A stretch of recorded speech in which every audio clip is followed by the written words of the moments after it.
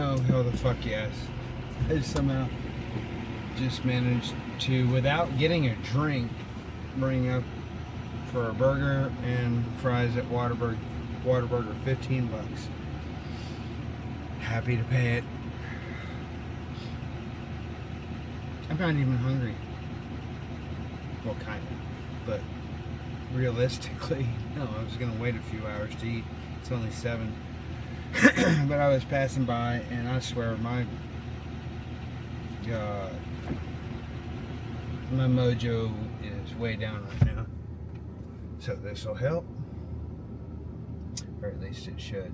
How can double meat Whataburger with cheese, extra onions, jalapenos, and mustard.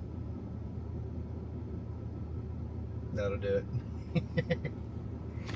Hell yes.